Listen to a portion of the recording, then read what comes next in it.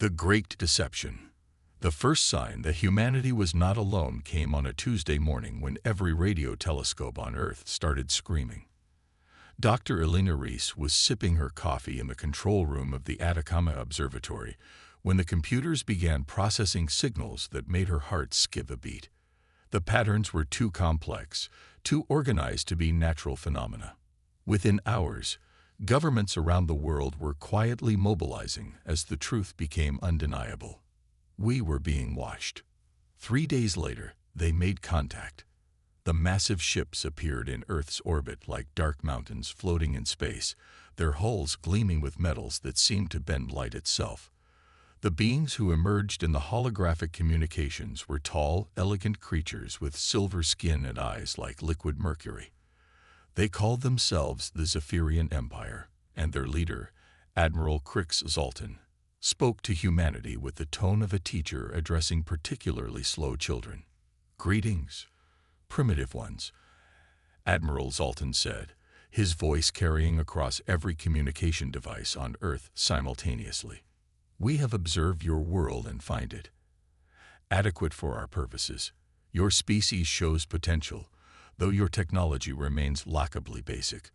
We offer you the opportunity to join our galactic civilization as contributing members." The offer sounded generous until the details emerged. Humans would be relocated to designated colonies where they could serve as manual laborers and resource extractors for the Zephyrian Empire. Earth's resources would be harvested to fuel the greater galactic economy. In return, humanity would receive basic education in simple technologies and protection from the more aggressive species that roam the stars. Commander Lyra Voss sat in the secure briefing room deep beneath the Pentagon, watching the alien transmission for the 100th time. Around the table, the faces of world leaders showed a mixture of fear and anger, but Lyra remained calm. She had been preparing for this moment longer than anyone realized. "They think we're children playing with sticks and stones," she said quietly, her fingers drumming against the polished table. "Look at their assessment reports." The screens around the room filled with alien text, translated by the crude communication protocols the Zephyrians had provided.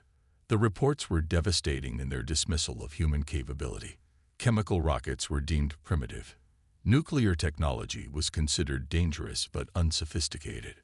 Earth's computer systems were classified as barely functional compared to galactic standards. "They've been watching us for months," continued Commander Voss, "but they only see what we've allowed them to see. They observe our public technology, our commercial space launches, our surface military exercises. They have no idea what we've really been building." Dr. Elena Reese leaned forward, her eyes bright with anticipation. For 15 years, she had been working in facilities that officially didn't exist, reverse engineering technology from sources the public would never believe. The Roswell incident was just the beginning. Over the decades, more crashes had occurred, more salvage had been recovered, and more secrets had been unlocked. "The quantum tunneling drives are ready," Dr. Reese reported. "The plasma shield generators are operational. The gravity manipulation systems passed all tests last month. We've been studying their technology since before they knew we existed." The room fell silent as the implications sank in. Humanity had been playing a game of deception that spanned generations. While the world focused on conventional technology, hidden labs had been pushing the boundaries of physics itself. The rusty rockets and clunky satellites the aliens observed were deliberate theater, designed to maintain the illusion of a primitive species. Admiral Zoltan appeared on the screen again, this time addressing Earth's assembled leaders directly. His silver features showed barely concealed amusement as he outlined the terms of humanity's integration into galactic society. Humans would be given simple tasks appropriate to their limited capabilities. Earth's governments would be dissolved and replaced with Zephyrian administrative structures. Resistance would be met with the overwhelming technological superiority of the Empire. "You have one rotation of your planet to consider our generous offer," the Admiral concluded. "We trust you will make the logical choice." When the transmission ended, the world leaders turned to Commander Voss. She stood slowly, her expression revealing nothing of the excitement building inside her chest. This was the moment decades of preparation had been leading toward. "Send the response," she ordered. "Tell them we accept their generous offer. Tell them we understand our place in the galactic order. Tell them we're grateful for their guidance." Some of the leaders looked shocked, but Voss continued before they could object. "And while they're celebrating their easy victory, activate Protocol Deep Current. It's time to wake up our sleeping fleet." Around the world, seemingly abandoned facilities began to hum with power. In the deepest ocean trenches, construction sites that appeared on no maps started their final preparations. Hidden bases in remote mountain ranges opened blast doors that had been sealed for years. The masquerade was almost over. The Zephyrian fleet settled into a comfortable orbit, their crews already planning the efficient dismantling of human civilization. They had performed this operation dozens of times on dozens of worlds. The pattern was always the same. A primitive species would resist briefly, realize the futility of fighting superior technology, and then submit to their new role in the galactic hierarchy. Admiral Zoltan reviewed the tactical assessments in his private quarters aboard the flagship.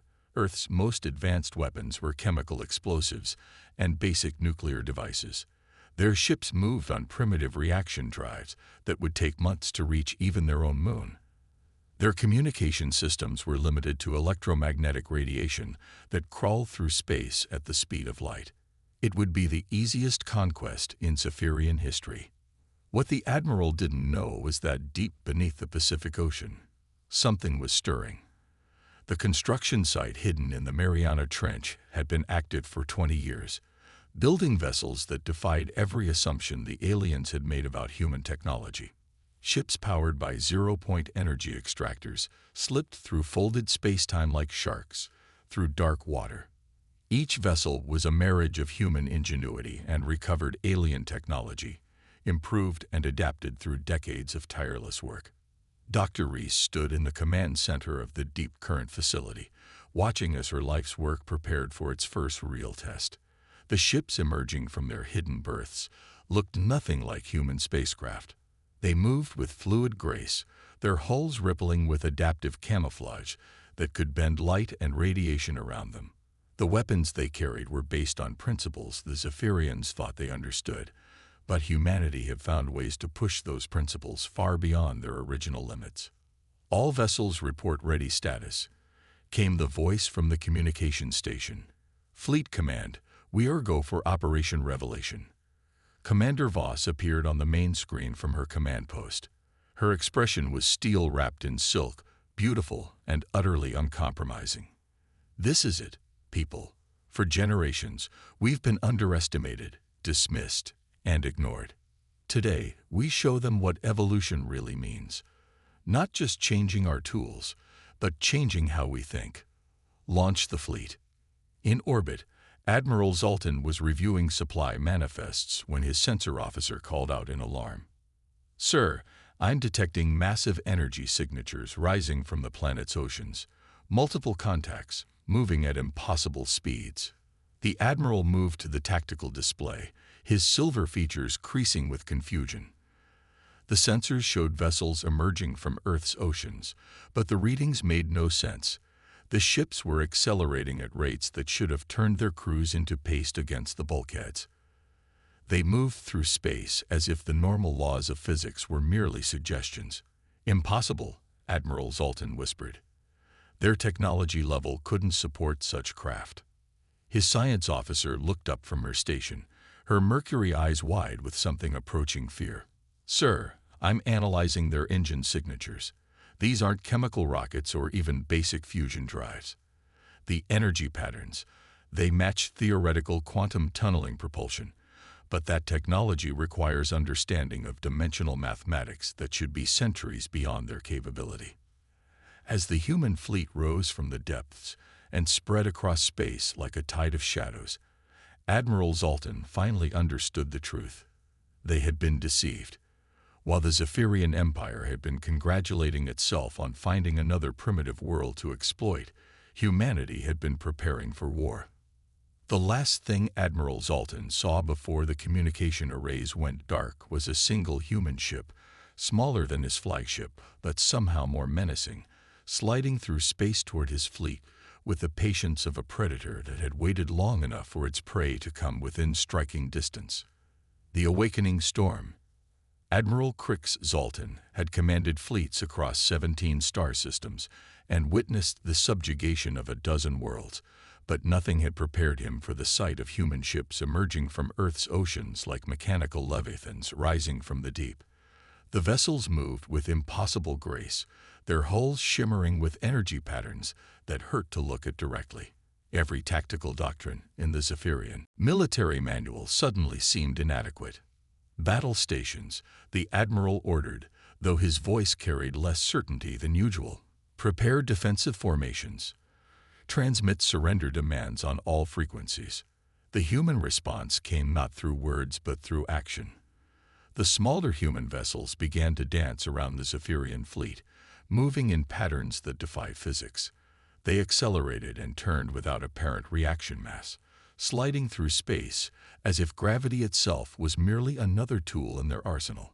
The larger ships hung back, silent and watching, like judges waiting to deliver a verdict.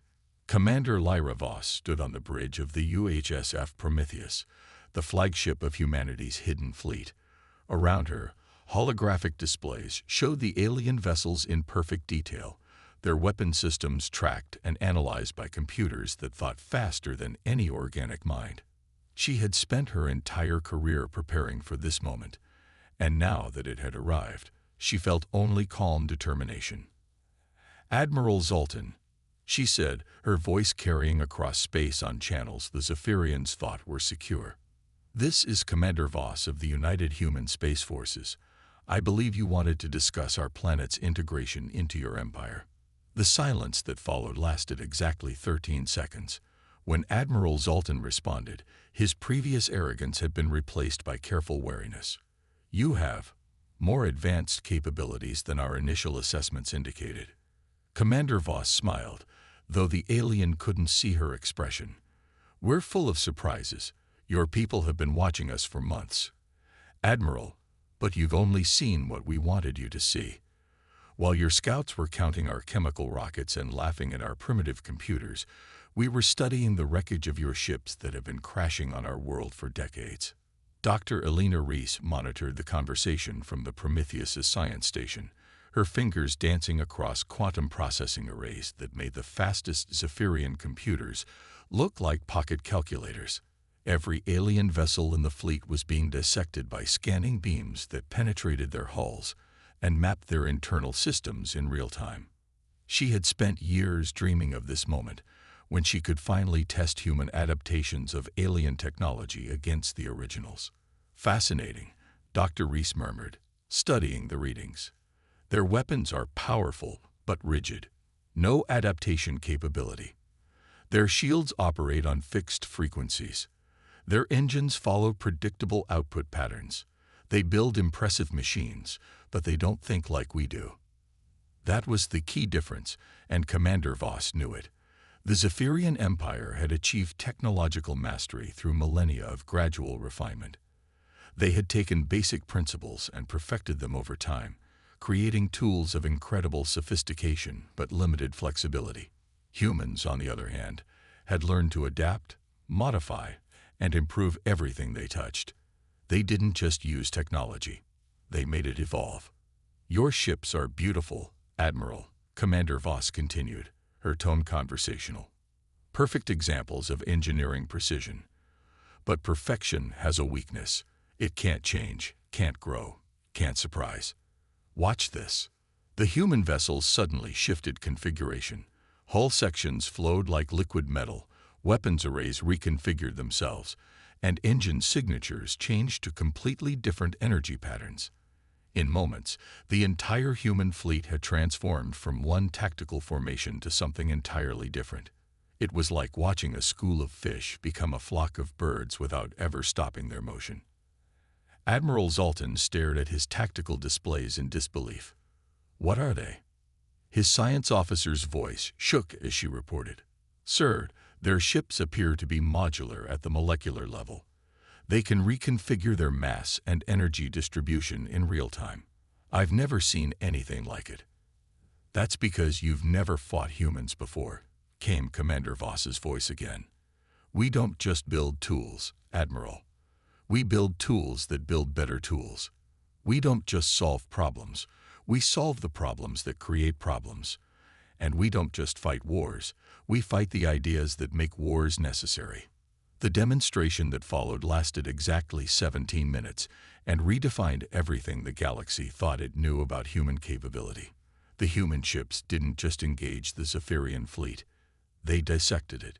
Using weapons that adapted their targeting parameters in real time, shields that learned and countered every energy frequency the aliens possessed, and tactics that changed faster than the enemy could respond, humanity revealed the true meaning of technological evolution. Dr. Reese watched in fascination as human vessels surrounded alien ships and simply stopped them.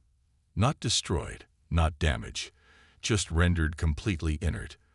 The quantum disruption fields they deployed didn't break alien technology. They convinced it to stop working. Energy flowed backward through power conduits, weapons began targeting their own ships, and navigation systems started providing coordinates for destinations that didn't exist. How?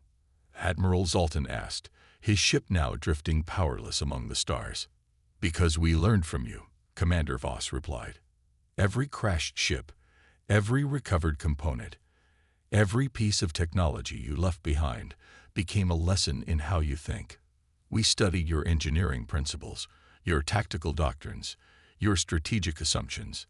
We know how your technology works because we've been rebuilding it for decades, making it better, making it ours. The truth was even more staggering than the demonstration. Humanity hadn't just reverse-engineered alien technology. They had evolved it. Every recovered component had been analyzed, understood, and improved upon. Human scientists had taken Zephyrian energy principles and made them more efficient. They had adapted alien materials and made them stronger. They had studied alien tactics and found their weaknesses. But the real secret, Dr. Reese added from her station, isn't the technology. It's how we think. You build perfect machines and use them the same way for centuries. We build imperfect machines and make them better every time we use them. You create tools that do exactly what you expect. We create tools that surprise us with what they can do. As if to demonstrate the point, the human ships began to change again. This time, they didn't just reconfigure their hulls, they began to merge and separate, forming new combinations of vessels that hadn't existed moments before. Small fighters joined together to become larger ships. Large ships split apart to become swarms of smaller craft. The human fleet became a living organism, constantly adapting to meet new challenges. Admiral Zoltan realized that everything he had believed about warfare, about technology, about the natural order of the galaxy, was wrong. The humans weren't primitive at all. They were something far more dangerous. They were evolving faster than their enemies could adapt. "What do you want?" he asked finally. Commander Voss considered the question for a long moment. Around her, the bridge crew waited for orders that would determine the future of human-alien relations. The decision she made would echo across the galaxy, affecting countless worlds and species. "We want what any species wants, Admiral. Respect. Recognition. The right to exist without interference. Your empire assumed we were weak because our technology looked different from yours. You thought we were primitive because we solve problems in ways you don't understand. But strength isn't about having the best weapons. It's about being able to adapt when the weapons you have aren't enough." The message that went out from Earth that day reached every corner of the galaxy within weeks. It was simple, clear, and impossible to ignore. Humanity was no longer a primitive species hiding on a backwater world. They were a new kind of civilization, one that took the old rules and rewrote them, that faced impossible challenges and found impossible solutions. To all species of the galaxy, Commander Voss said in the message that would become known as the Awakening Declaration, "We are humanity. We learn from our mistakes. We grow from our failures, and we evolve from every challenge we face. We don't seek to conquer or control, but we will not be conquered or controlled. We offer friendship to those who approach with respect, knowledge to those who seek to learn, and evolution to those ready to grow. But to those who would see us as prey, we offer only this warning. We are not what we appear to be, and we are always becoming something more. The galaxy would never be the same. Humanity had announced itself not just as a new player in the cosmic game, but as a force that could change the rules themselves. And in the depths of space, other civilizations began to wonder what other surprises the universe might be hiding among the stars.